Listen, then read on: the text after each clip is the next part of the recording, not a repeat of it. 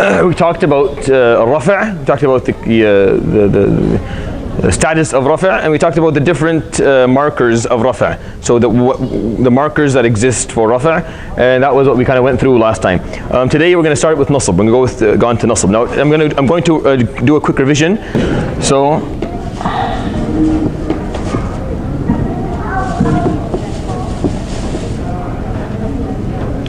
i'rab, meaning i'rab means that the word has flexibility to fill in different roles within the sentence, to carry different roles within a sentence. So the i'rab means, right? I always want you guys to remember the meanings of the words because they're important. They make a big difference. I'rab means that a word, the same word can have more than one capacity in a sentence. It can carry more than, do more than one job based on where it lies in the sentence, right? So there are 4 different statuses within a sentence. There's rafa', there's nasb, there's jar or khafd, either way, either word, and there's jazm.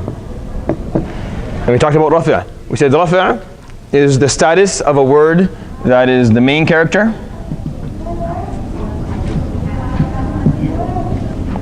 and it's untainted or unaffected. It's in its natural form. I mean, nothing came in and affected it in any way. Nothing changed anything about it, right? So that's what rafa' would be, right? That's the status of rafa'. Nasb would be a secondary character.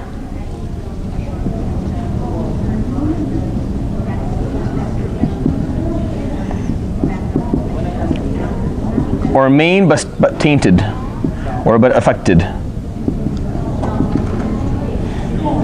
by something.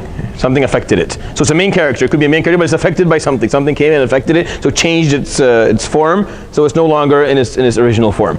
So anything that is, when I say affected and unaffected, what it actually echoes into the Arabic language is purity. So rafa' is for something that's pure. It is what it is, the way it is. Nothing's touched it, nothing's tainted it, nothing's affected it. Nasb, it could be a main character in a sentence, but it's not pure because something came in and played around with it and changed its pure or normal status or situation. Okay? I know these are just philosophical points.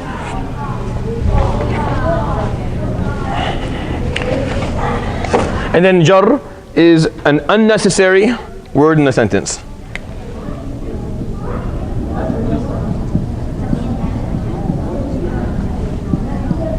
Yep. Everything that is majroor, unnecessary in a sentence. Meaning the sentence could have lived and survived without it. The sentence would have been complete. You don't need it. It adds something to the meaning, obviously, but had it not been there, the sentence would have been complete. Right? Jazm, neutrality. For now, until we study it in a bit more deep depth, inshallah. So we talked about rafa'. This is the first status, the pure status, the character status of the main character of a sentence, something untainted or unaffected, right? And we said that how do we know something is marfu'? There are a number of markers, right? There are ways for us to know if something is marfu'. What are the markers of rafa'? What are the different markers of rafa'? So what's the first marker of rafa'? Is it not? Is this? I don't know. You have to ask the. It's looking green. Yeah, I think it's working. Yeah, it should be working, inshallah. Yeah. So what's the first marker of rafa'? Dhamma. So the most notorious one of all is dhamma, right? So dhamma. And the one after that is, what did we say also? Yeah. So harf al-waw, the letter waw, and then the alif. And then the noon, or thubut and noon. Let's say thubut and noon because that's more accurate. The existence of the noon. Now, we said that these things, these markers, so this is the dhamma. The waw is actually the letter, just the letter, and the alif just the letter, and the noon just the noon, right? These are markers for different types of words, correct? Like they're not, each one is a marker for rafa' for different types of words. For dhamma, does anyone remember what want to give me some hints? What was dhamma a marker for? Does anyone have an idea? Jam' taksir. Jama' taksir, right? Actually, start with the most simple of all, ism al-mufrad, right? The singular noun. The singular noun is, we know it through dhamma. We know its status rafa if it has a dhamma on it. We did cover all this, didn't we? We did. We did. Okay. Okay. So, kind of losing my. Okay. So ism al-mufrad is the first one. So.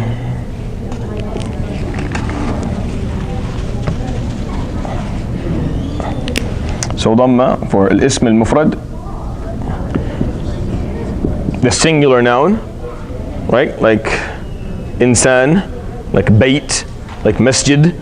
We would know that that is marfu' if we saw on top of it a dhamma or two dhammas, right? Again, for now, the one dhamma and two are interchangeable. There's no difference for now. Just consider them the same thing until we talk about why one would be with or without. But consider them the same thing. The next marker, the next word that. So what is ism al-mufrad? If I were to ask you again, what is? So why did we write here the singular noun? What does that mean? The singular noun is the word that when it has the status of rafa', the marker is going to be a dhamma for that. This is what this means. What we're studying right now, that's the translation of what we're studying. The singular noun is the word that when it has the status of rafa', meaning when it's the main character of a sentence, or it's a pure, untainted, unaffected word in the sentence, is going to get a dhamma. Right? It's not going to get anything else for us to know. Okay. Jama' taksir, the broken plural, like masajid. Like masajid is a good example for that, right? All right, number 3, Jam' al-mu'annath al-salim.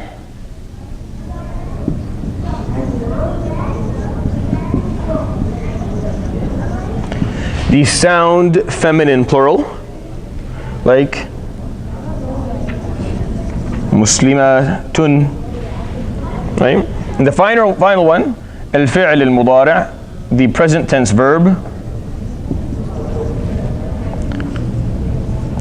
الذي لم يتصل بآخره شيء.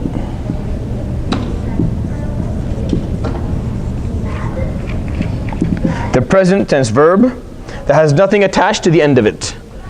And we talked about verbs, present tense verbs that have things attached to the end of it when we came to the noon. Meaning we guys saw that you can attach things to the end of a present tense verb. But if you don't, like the word yal'ab,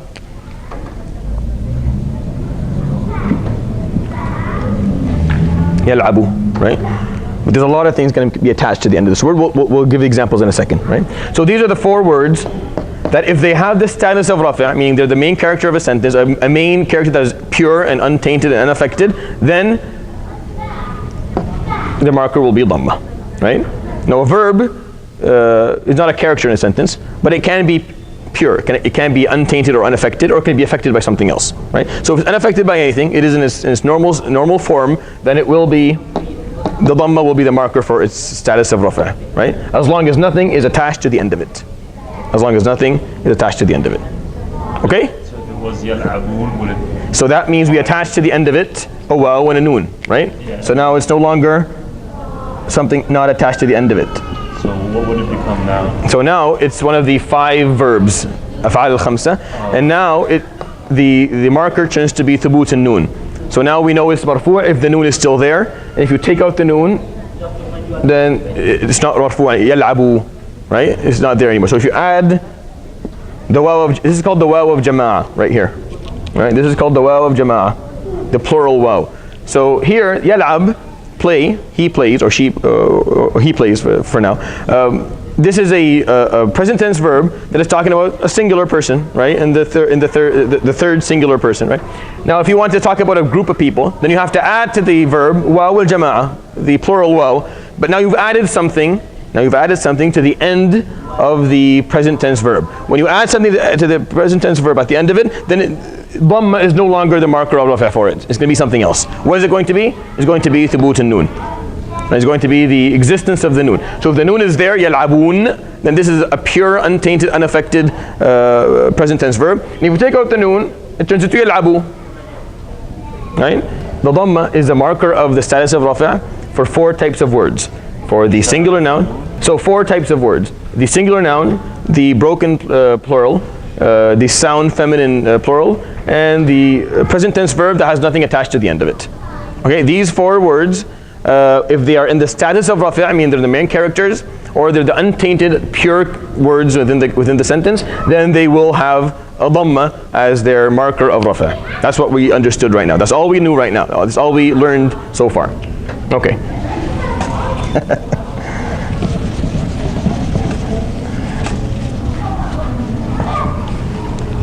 The second marker was al-waw, and we said al-waw works for two things, right? For 2 types of words. For the sound masculine plural, like muslimun, so the waw is the marker of rafi', of the status of rafi' for it, and al-asma' al-khamsa, the 5 exceptional nouns, like ab, akh,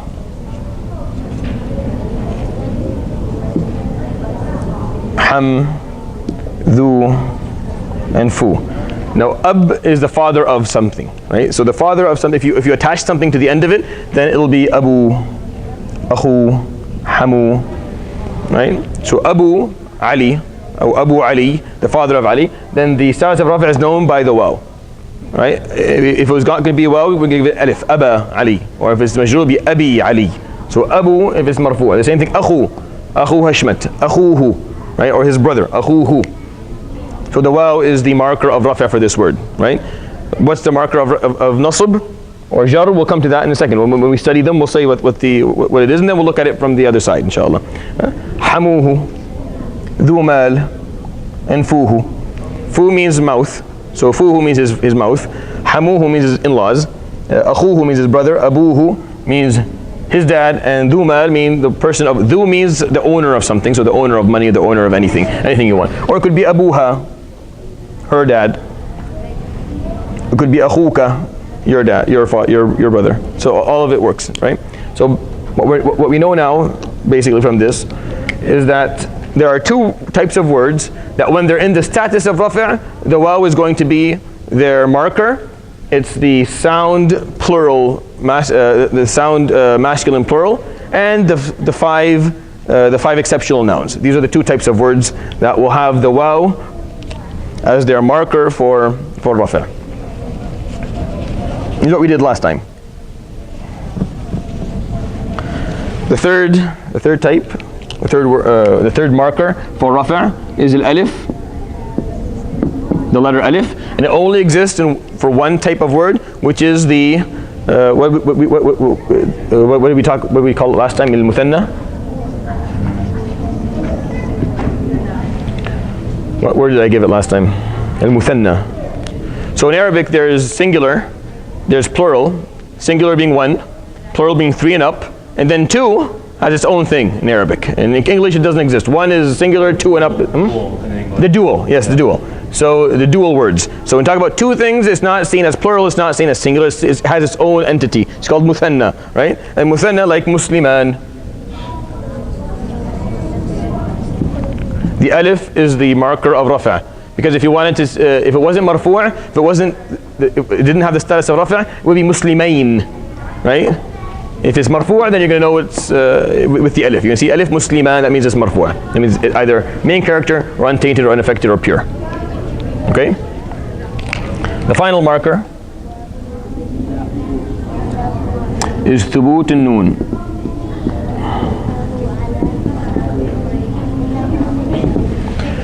And this works for al-af'al al-khamsa, the five verbs.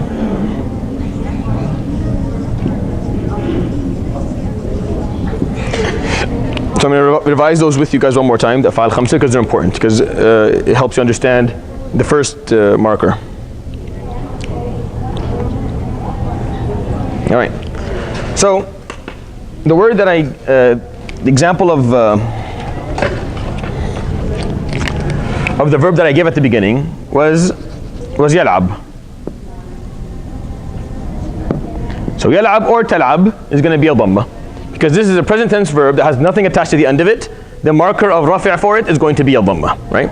Now if you attach anything to the end of it, it's going to be a noon. Now what can you attach to the end of a present tense verb? So you can attach a couple of stuff, like there's more than one thing we can attach. There are 5 different situations. That's why they call it af'al al-khamsa, the 5 different types of verbs. The first one, yal. So let's say you want to talk about the third person plural, masculine. The third person plural, masculine. You would say yal'aboon.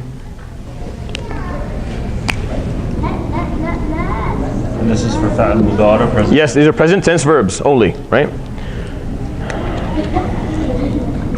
Let's say you're talking, so the addressed plural, right? So now we're going to talk about the addressed plural. I'm going to write them in front of them. So this is third party plural, masculine.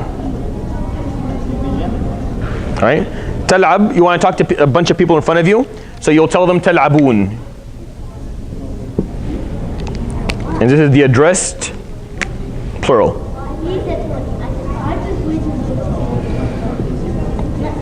All right?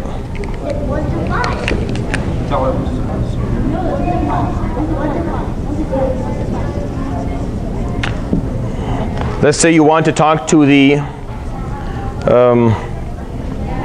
addressed plural, but they're the feminine addressed plural. So you're talking to a bunch of ladies in front of you, or talking to you're addressing the singular feminine, right? So you say tal'abin. All right. So the addressed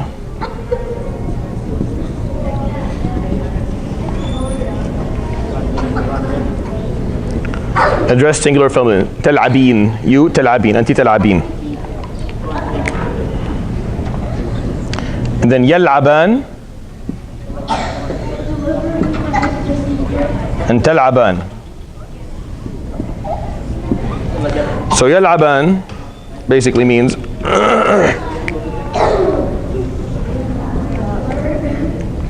third party dual.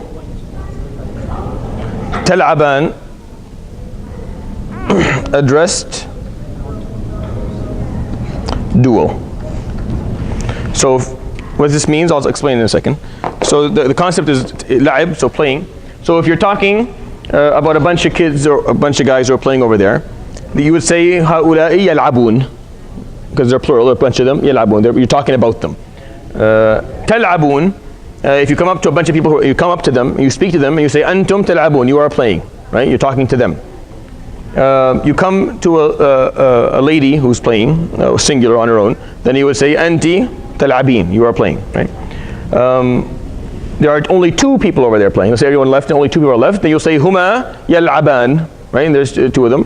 And if you come up to them, you say antuma tal'aban. You talk to them, you say antuma tal'aban. I'll repeat that again. So if there's a bunch of people playing over there, boys and girls, you'll say ha'ula'i yal'abun. Those guys are playing, yal'abun. If you come up and speak to them, then you'll say antum tal'abun, you are playing. Now, if there's only one lady playing, or one girl, then you would talk to her, and you would say anti tal'abin, you are playing. Now if everyone leaves and only 2 people are playing, then we talk about them and we say huma yal'aban. And if you want to speak to those 2 people, then you will say antuma tal'aban. And these are the different usages of these 5 verbs. Now what's in common between these verbs is that the marker of the status of rafa' for them is the noon, is the existence of the noon. If you take away the noon, the word still works, but it's no longer marfu', it's something else now. You can say it's right now, it has a different status. Something must have affected it in the sentence in order for the noon not to be there anymore. إني Surah Yusuf Matn, for example, قال إني أخاف أن تذهبوا به, right? أن تذهبوا به. Or إني لا يحزنني, sorry, أن تذهبوا به. So this is an ayah, right? So تذهب, the same thing. So تلعب, تذهب, تلعب. So it's actually تذهبون, right? So this would look like this with the noon. تذهبون, تذهبون. But there's no noon at the end of it. Why? Because it's not in the status of rafa'. So the noon is yanked out of it, right? And if the noon was there, then it would be the status of rafa'. Now I know you're thinking, well, what's the difference? Well, we'll come to a second of how these things change. For now, it's important to me that you know what the status of rafa' means. It's either the main character or it's a pure word that's untainted and unaffected in a sentence, and that there are markers for that, for different types of words. Every different types of words have different markers for them to be marfu', for the status of rafa'. And then we'll explain where that exists in the sentence, and it'll make sense inshallah after that. Okay? Well, I'll repeat these a couple of times inshallah throughout the course until you guys memorize them. But for now, just kind of know that there's different usages for them. There's third-party usages, يلعبون, يلعبان, and then there's address, تلعبون, تلعبين, and تلعبان.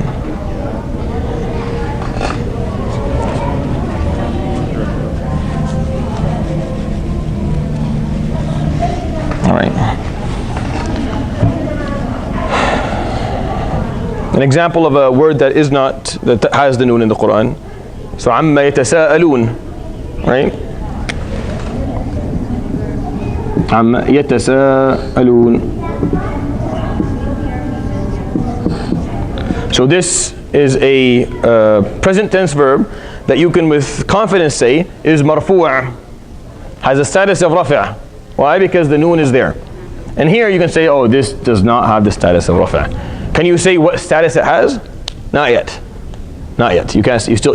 With the information, of course, maybe you can. But with the information I've offered so far, you cannot say what it is. But you can say that it's not marfu' with confidence. That this is not marfu'. It has some other status. If you remember, we said verbs can only have 3 of the 4 statuses. It can either be marfu', mansub, or majzoom.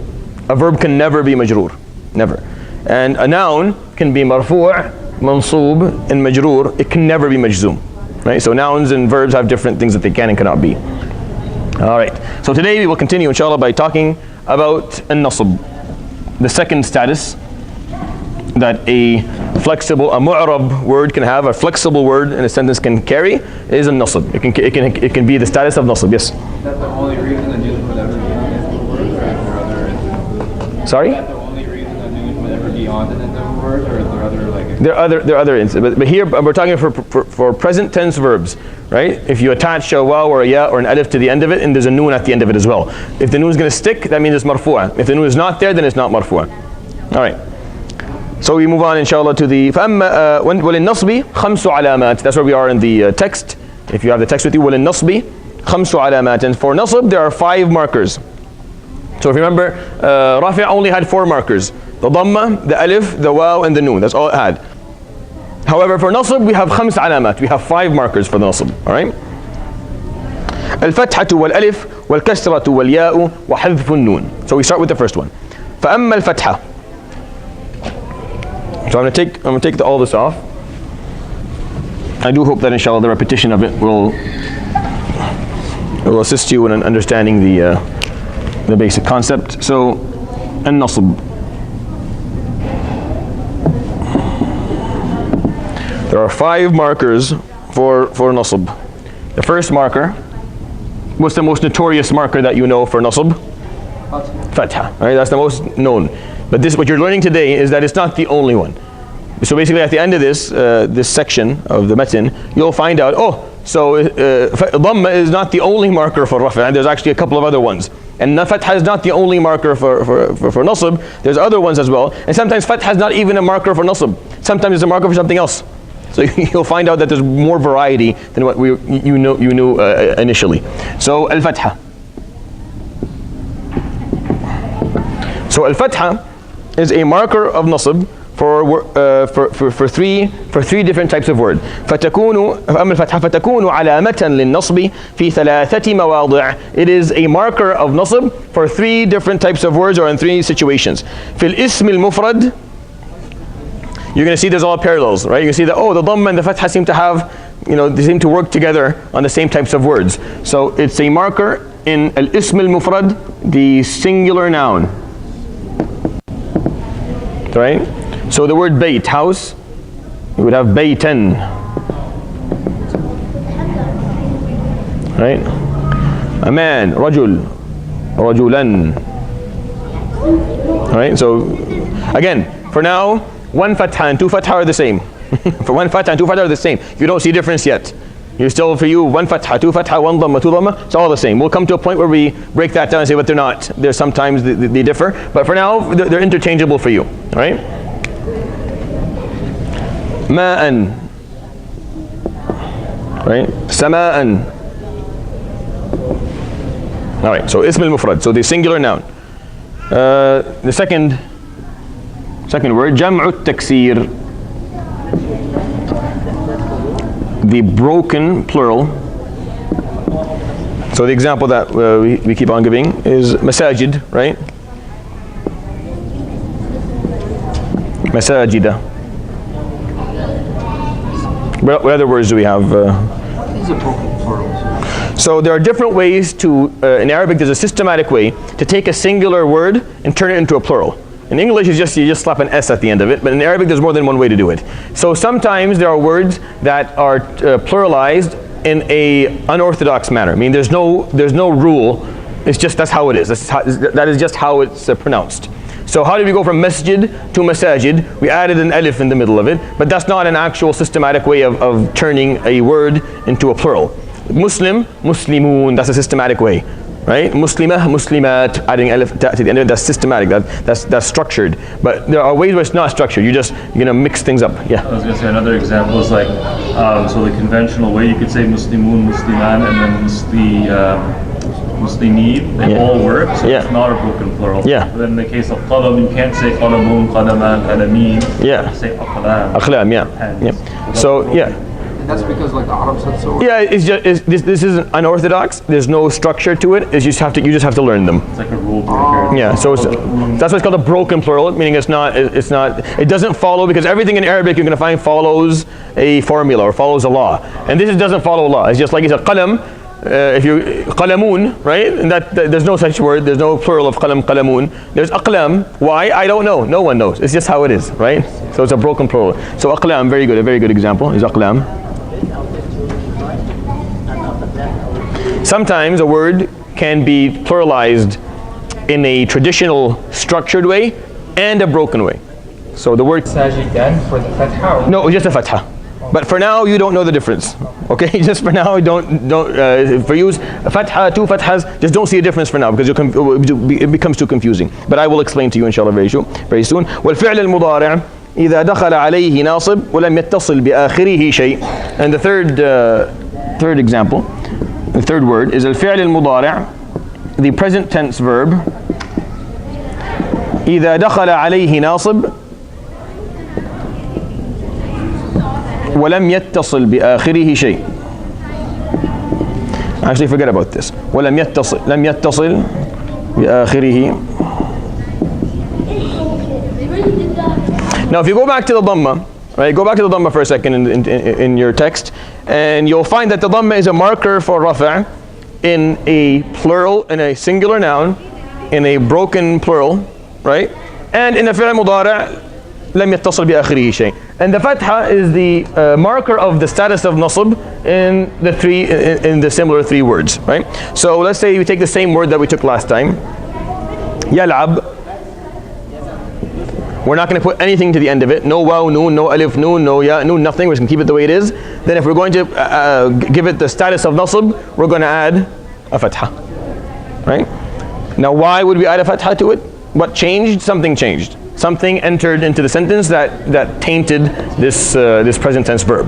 Because like I said, rafa' means that the verb is pure. It hasn't been touched. Nothing changed it yet. It is what it is. Here, when you see a fatha and it's the marker of nasb, it's mansoob. If it's mansoob, oh, that means something must have tainted this word. Something came into the sentence and changed its status. It's no longer functioning on its own. Something came in to play around with it. Now, what are the stuff that come and do that? We'll study those in detail. But for now, I just need you to know that a present tense verb that has nothing attached to the end of it will be known to have the status of nasb. The marker of nasb for it is going to be a fatha. Does that make sense? All right.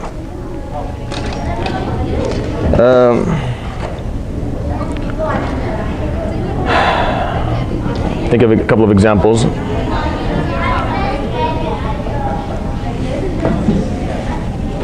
Think of a Quranic example. I'm not very good at getting examples on the spot.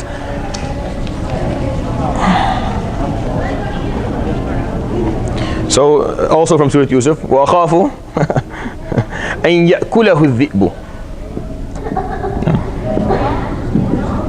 وأنتم عنه غافلون. So يأكل is the verb. Now you're going to say, and I chose this one, because you can say, well, there's something attached to the end of it. This is a pronoun. Pronouns don't count. Pronouns don't count. We're talking about attaching something different, attaching a waw or an alif or a ya with a noon at the end of it. Specifically those three things, right? Attaching pronouns don't count. Yeah, you attach pronouns to almost everything, every noun and every verb. It doesn't change it. So this is still a present tense verb that has nothing attached to the end of it. So the status of nasb that it has right now is going to be expressed through the fatha. أَن يَأْكُلَهُ الذِّئْبُ. Now what caused that change of status? This is what caused it. This little guy over here. An. When an enters or comes in right before a present tense verb, it goes from being marfu' to becoming mansub, because it plays around with the meaning. It changes the meaning. So it becomes mansub, and the status of nasb, the marker for it, is going to be fatha for a present tense verb that has nothing attached to the end of it. All right, I'm going to give you guys examples, inshallah. We'll give examples at the end of this. All right, so that's the first one. That's fatha. So to recap quickly, fatha is the marker of nasb, the status of nasb, in three situations. In the singular noun, right? In the broken plural, singular noun like rajul, like bayt, rajulan, baytan, ma'an, sama'an. Broken plural, as in masajid, as in aqlama or aqlaman, right? So something like that. And the present tense verb that doesn't have anything attached to the end of it, excluding of course pronouns. Yal'aba, yadhhaba. All right. Now the second marker. Now وأما الألف فتكون علامة للنصب في الأسماء الخمسة نحو رأيت أباك وأخاك وما أشبه ذلك. The second marker of nasb is going to be al-alif. For whom? For the exceptional 5 nouns, or the special 5 nouns. What are they? Again, when I'm studying it from Rafi', it's ab, akh, ham, dhu, fu. The father of, the brother of, the in-laws of, the owner of, and the mouth of. So these are 5 nouns that are different than every other noun in the Arabic language. They just have special treatment. Right? So if it has the status of nasb, then you're going to know it by the alif at the end of it. Just like you knew the status of rafi' by the waw at the end of it. So when we talked about rafi', we said abu, we said akhu, hamu, dhu, right? That's what we said. But here is going to be an alif. So aba, akha, so aba Muhammad, akha Ali, hama ka, so your in-laws, or hamahu, his in-laws. Akhaha, her brother, her, right? Abana, qalu ya abana, right? Our dad. Dha malin, right? Faka, your mouth. All right, so here you know that these have the status of nasb with an alif at the end of them. These 5 words. You have to memorize these 5 words. Ab, akh, ham, dhuf. We have to know them. When you see a waw in them, then it's going to be marfu'. When you see an alif, it's going to be mansub. It's going to have the status of nasb. And when you see a ya, it's going to be majroor. Yes? I'm not sure if it's advanced, but like, what about zawa? That's different. Now it's a dual. Zawa means 2, now it's a dual. Now it's no longer dealt with as one of the 5 nouns. It's dealt with as a dual word. A dual word, when it's marfu', what does it get? Zawa gets an alif, right? Gets an alif. And if it's not marfu', it becomes dhawai. وَأَشْهِدُوا ذَوَيْ عَدْلٍ مِّنْكُمْ, right? Dhawai. It's all right. It's fine. We'll make it eventually, inshallah. So the five nouns, the five exceptional nouns, when they're marfu', that's what we established so far. When they're marfu', they have a waw. And when they're mansub, they're going to have an alif. Yes? Why does the word ya in the beginning of these words change it from ya abu, ya abba? So we're going to study, once we're done studying the markers, we'll study what causes a word to go from rafa', which is the main untainted pure form, into something else, right? That there's certain things that will enter a sentence and then play around with it, right? So the ya is one of them. So when you're calling someone, you say ya, whatever is coming next is going to be mansub, right? Because this is tainted now. It's affected by the fact that you're calling on someone. It's no longer just the word itself. So there's different things that enter into a sentence and taint the word and change it from rafi' to nasb or jar or jazm. Yes? And it just makes sense because like if you're calling to somebody, you just made them the object, so they're no. Yeah, exactly. So they're no longer the subject, they're the object of the. Very good. All right. So that's. The way that this matn works is that we study the same concepts 3 times, each time from a different angle. So now we're studying it from the angle of understanding the statuses of words, which is rafi', nasb, jar, and jazm. Understanding what they are, and understanding how that's expressed in the Arabic language, and then we study it from a totally different point of view. So you will memorize them eventually, inshallah. Just be patient, bidnillah ta'ala. The third marker for nasb is, funny enough, the kasra. All right. وأما الكسرة فتكون علامة للنصب في جمع المؤنث السالم. In the sound feminine plural.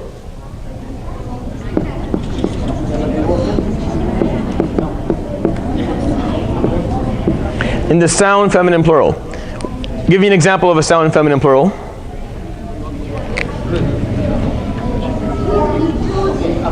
Muslimat. Right? So muslimat, if it was marfu', what does it get? The dhamma, right? So go back to the dhamma, you'll find that, dhamma, because dhamma had 4 things that it was, so it beat fatha has 4, fatha only has 3 categories. It has 4 categories where it's the marker of rafa'. The 4th category that fatha didn't have, right, is that it is the marker for rafa' in the feminine sound plural, right? Now the fatha, unfortunately, the fatha was ripped off. It is not the marker of nasb for the sound feminine plural. It's not. So you can never say muslimatan. And if you ever do, then throw yourself out of a window, because that is the biggest mistake in the Arabic language. That is impossible. There is no such thing. It never happens. If the end of it is an alif and ta, so muslimat, mu'minat, qanitat, abidat, sa'ihat, thayyibat, whatever, it's impossible for there to be muslimatan. Doesn't exist. Another example, a really known example, as-samawat. You never see that. It doesn't exist. How do we know that as-samawat is mansub? As-samawati muslimatin. The kasra is the marker of nasb in the sound feminine plural. Now the tricky part is going to be that the kasra is also the marker of jar in the sound feminine plural. So for the sound feminine plural, right, whether it's mansub or majroor, it's going to have this at the end of it, right? It's going to be as-samawat. So how are we going to know if it's mansub or majroor? You have to look at the sentence, the context of the sentence, right? So you have to look at the sentence itself. But the kasra is the marker of nasb for the sound feminine plural. So there's no muslimatan or mu'minatin. Doesn't exist. There's muslimatin, mu'minatin, qanitatin, ta'ibatin, abidatin, and as-samawati. That's why when you read in the Quran, one of the most known mistakes when I'm teaching children, they say khalaqa as-samawat wal-ard. Now the way this sentence works, khalaqa is the verb, right? And the subject is Allah subhanahu wa ta'ala. The 2 objects of this sentence is as-samawat wal-ard. They both are mansub. The objects, both of them are mansub. But al-ard is, what type of word is it? It's a singular noun. Now a singular noun, the marker of nasb for it is a fatha, right? The singular noun is a fatha. So it gets al-arda. samawat is not a singular. It's the sound feminine plural. It's expressed through a kasra. So it's خلق السماوات والأرض, right? And they're both mansoob. They're both mansoob. They both carry the exact same status. It's just expressed with different markers. The marker here is a fatha, the marker here is a kasra. But they're both mansoob. Understand now the difference? So you can't say, well, this is mansoob and this is... No, they're not. They're both mansoob. This is different than this. What I'm establishing for you right now, I'm trying to make sure that you walk away understanding, is that fatha is different than nasb. Nasb is a status. It's a status of being a secondary character in a sentence, or a main character that was tainted, or it's no longer pure. Something came and affected it, right? So this is a secondary character in a sentence. It's the object. So it's mansoob. But the expression of that nasb is 1, 2, or 3, and there's 2 more still. That's how we express it. Its expression is through a kasra, and its expression is through a fatha. Are we clear? This is like the philosophical point that you need to understand from the Arabic language. This is how the Arabic language works. It gives you markers for you to know where this word is in the sentence. All right. Now, the fourth. So now the fourth علامة. وأما الياء فتكون علامة للنصب في التثنية والجمع. The fourth marker is the letter ya. Right, the letter ya, and it is the marker of nasb in 2 situations. In al-muthanna and جمع المذكر السالم. Sorry.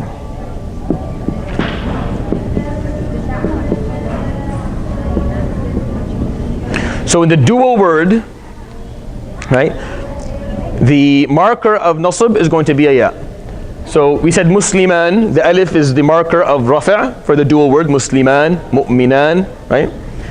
Jannatan, nadakhatan, aynan. So aynan is marfu'. How would it be mansoob if the ya is the mark? Aynain, aynain. Jannah, jannatain. So what you're seeing is there's something here, there's something common between them. Before the ya, there's going to be what? Yeah, there's always going to be a fatha. Right? So the ya is the marker of nasb in the dual word, but how is it different than, there's always going to be a fatha before it. So jannatain, aynain, nadakhatayn, mu'minain, abdain, salihain, right? It's always going to sound like that. Going to be a ya, and the ya is the marker of nasb in the dual word, right? But you'll see a fatha before it all the time. There'll always be a fatha before it. So it's not ayneen or jannateen, it's jannatain, aynain for all dual words without exception. Ya is also a marker of nasb in the sound masculine plural. Examples of that.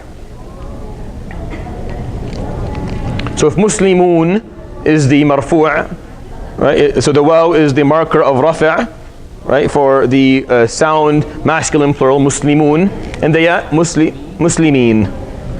Muslimin.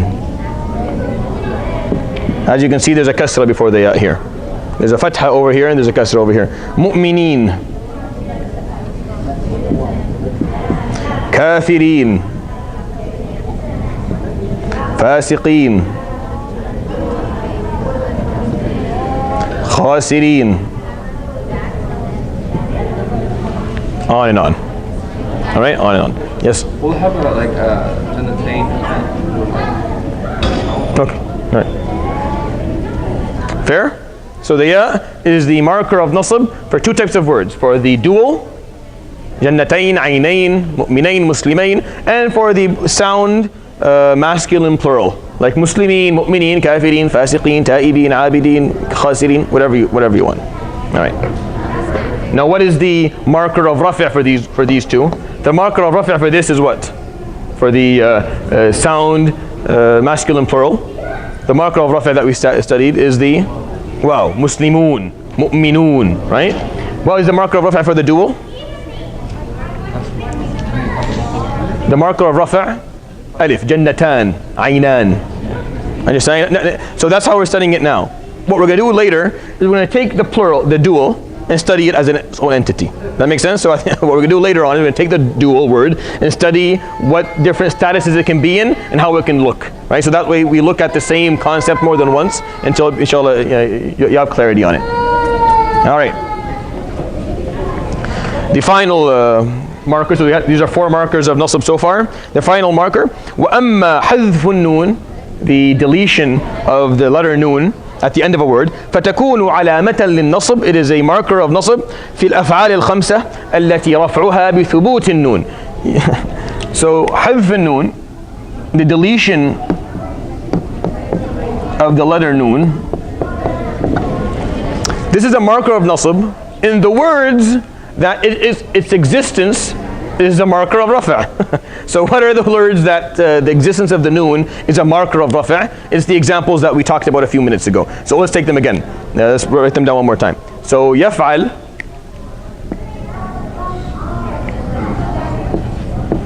yaf'alun, right? Yaf'alan, taf'alun, taf'alan, taf'alin. So these are 5 types of present tense verbs where something is attached to the end of it. Now, if they have a noon, then they are what? They are marfu'a, right? They have the status of rafa because the noon is sitting there. Now, all you have to do is just, and now it's not. Now it's mansub. Yaf'alu. إلا تفعلوا تكن فتنة في الأرض وفساد كبير. إلا تفعلوا, right? It's gone. The noon is no longer. Yeah, so something. So exactly, because it's mansub, that means it's tainted now. This verb is no longer in its pure form. Something must have happened in the sentence to take away the noon at the end of it, right? Something must have happened. Now what? We'll study that inshallah on its own. So you guys will know the different things that can happen to a word, to a present tense verb that can take away the noon from the end of it. But what you need to know now is that when you take it away,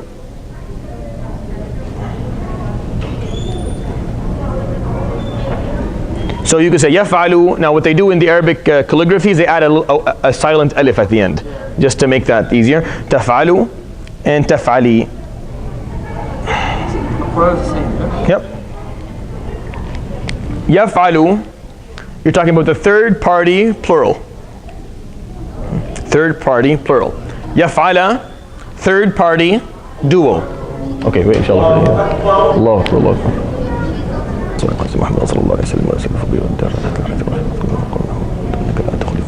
Alright, so again, yaf'alu, third party plural, third party dual, address plural taf'alu, address dual taf'ala, and address singular feminine taf'ali. Right? When it's mansub, when it's in the status of nasab, the marker is the deletion of the noon at the end of it. So it's no longer there. Now is it making a bit more sense? So now you'll see that this is going to be continued every time. So you'll start connecting the dots as you go along. And so hadf al-noon is the marker of nasab only in the words that the existence of the noon at the end of it is the marker of rafa', right? That's the only, which are the 5 exceptional verbs. So there's 5 exceptional nouns, and then there's af'al al-khamsa, the 5 verbs. These are I'm repeating them a lot. Try to memorize them. Try to know them. Try to know how they sound and what they look like, right? And what they're used for. What they're used for is very important. So you say, well, what could cause this to happen? Many things could cause this to happen. Many things can enter the sentence that could cause this to happen. I'm going to give you an example. Now you probably all know inshallah by heart. I'm trying to think of examples you guys memorize so it makes it easier. فإن لم تفعلوا ولن سورة البقرة فإن لم تفعلوا ولن تفعلوا فاتقوا النار التي وقودها الناس والحجارة ولن تفعلوا, right? So تفعلوا, right there, address plural, right? Address plural. So why doesn't it have a noon at the end of it? The marker of nasab is the fact that the noon is not here. The reason of that is this little guy over here. Len. Len, when you put it before a present tense verb, right? It turns it from rafa', from the status of rafa', and it taints it and now it becomes mansub. Alright? In the previous examples we looked at when we had and, so whenever you have a noon word in front of it, like it ends at the noon, then the word after you take the noon out. Yeah, but not only certain things do that. Not everything does that. There are a lot of things that you can put here that won't do that. They don't have any effect at all. They're just an additional meaning, but they don't affect it. But the len specifically, it affects the verb. It comes in and it affects the verb in a certain way, right? And that effect that it has on the verb is strong enough to turn it from rafa' to nasb, to downgrade it one. Right? Go from subject, from pure, from main to something less, something that's actually tainted, that the meaning is changed. The example here is taf'alu is you do. Lan taf'alu is you don't do. So lan actually flipped the meaning, so this was downgraded from from rafa' to nasb, because it actually, the meaning now is the opposite. That makes sense? So it kind of changed the whole thing. All right. So we'll stop inshallah with that much. Remind yourself today, when you go home, of alamatun nasb, the markers of nasb, which is the secondary character of a sentence, or a tainted main character, or an impure main character of a sentence. Fath, and exists for a number of different words, for 3 different words, for the singular noun, right, for the broken plural, and for the present tense verb that has nothing attached to the end of it, right? And alif for the 5 exceptional nouns, akhaka, abaka, hamaka, dha malin, right? The kasra only for the sound feminine plural. The ya for 2 things, for the dual word and for the sound masculine plural. And the hadf al-noon for the 5 verbs, right? The deletion of the noon for the 5 verbs. And inshallah next time we'll revise both the rafa' and nasb so that you guys have a better understanding. Jazakumullah khair, subhanakallah bihamdik, ashhadu an la ilaha illa anta astaghfiruka wa atubu ilayk, wa sallallahu alayhi wa sallam. There is a possibility that next week